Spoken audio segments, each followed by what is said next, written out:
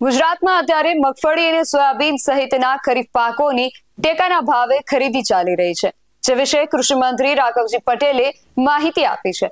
તેમણે જણાવેલ માહિતી અનુસાર આ ખરીફ સિઝન દરમિયાન ગુજરાતમાં સરકાર દ્વારા મગફળીની અત્યાર સુધીની સૌથી રેકોર્ડ બ્રેક ખરીદી કરવામાં આવી છે।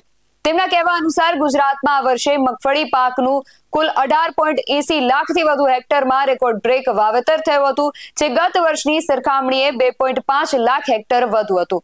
અત્યાર સુધીમાં રાજ્ય સરકાર દ્વારા 197 ખરીદ કેન્દ્રો ખાતેથી 2.98 લાખથી વધુ ખેડૂતો પાસેથી 6,700 કરોડ રૂપિયાથી વધુના મૂલ્યની કુલ 10 લાખ મેટ્રિક ટન જેટલી મગફળીની ખરીદી કરવામાં આવી છે, જે પૈકી આશરે 2.32 લાખ ખેડૂતોને 5,172 કરોડ રૂપિયાથી વધુનું ચૂકવણું પણ સીધું તેમના બેંક ખાતામાં કરી દેવામાં આવ્યું છે।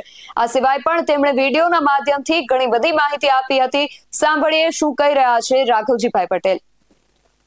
ગુજરાતના પનોતા પુત્ર અને દેશના યશસ્વી વડાપ્રધાન નરેન્દ્રભાઈ મોદી જ્યારથી વડાપ્રધાન બન્યા છે ત્યારથી એની નેમ છે કે અન્નદાતા અને જગતના તાત કે જેને કહેવામાં આવે છે એવા ખેડૂતોની આર્થિક ઉન્નતિ થાય, ખેડૂત સમૃદ્ધ થાય અને એ દિશામાં કેન્દ્ર અને રાજ્ય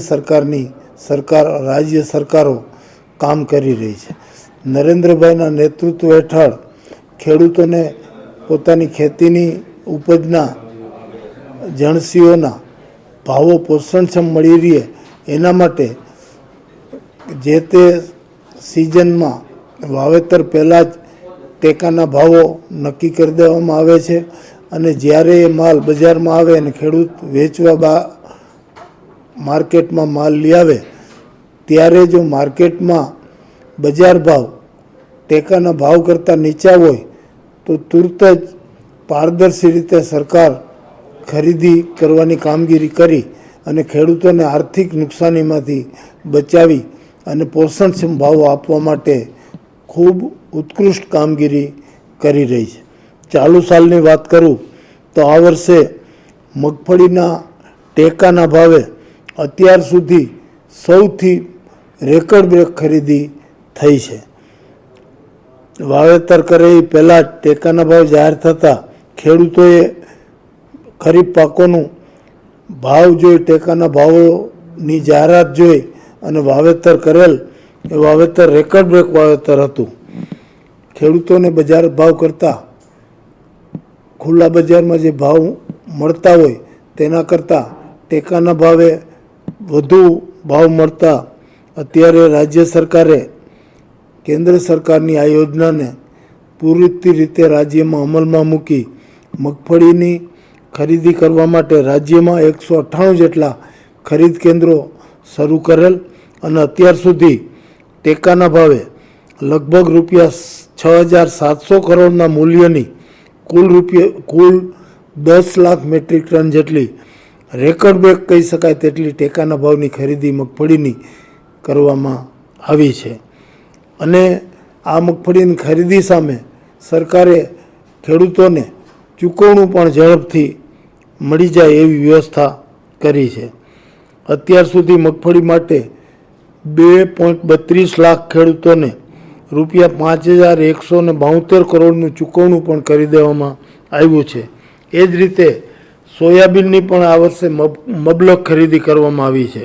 રૂપિયા 252 કરોડના મૂલ્યની 51,400 મેટ્રિક ટનથી વધુ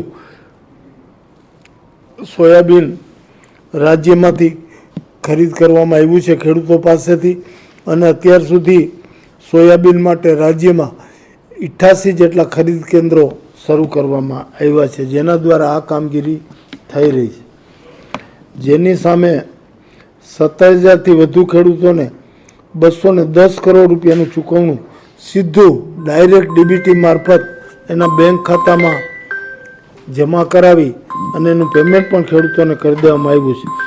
રાજ્યમાં હજુ પણ કેટલાક કેન્દ્રો ખાતે ખરીદી પૂરવેગે ચાલુ રહી છે।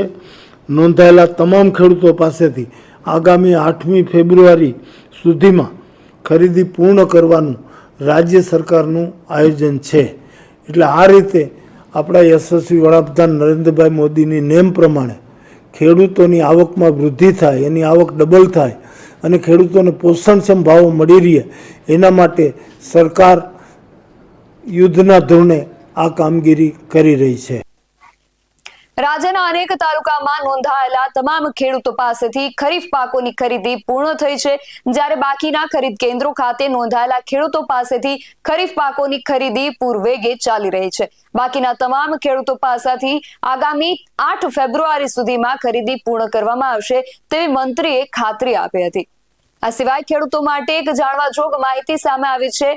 એ મુજબ ટૂંક સમયમાં ઘઉં અને ચણાનું ટેકાના ભાવે રજીસ્ટ્રેશન શરૂ થવાનું છે. આ રજીસ્ટ્રેશન માટે આધાર કાર્ડ, બેંક પાસબુક 7-12 અને 8A અને મંત્રીનો વાવેતરનો દાખલો જરૂરી છે.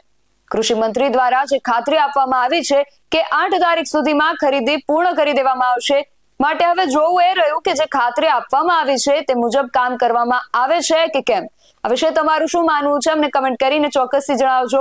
આવા જ વધુ અહેવાલો સાથે મળતા રહીશું. તમે મારી યુટ્યુબ ચેનલને સબસ્ક્રાઇબ કરવાનું અને અમને ફેસબુક અને ઇન્સ્ટાગ્રામ પર ફોલો કરવાનું ભૂલશો નહીં. બાકી અવનવી અપડેટ્સ માટે આપ જોતા રહો BSI ટીવી ન્યૂઝ. નમસ્કાર.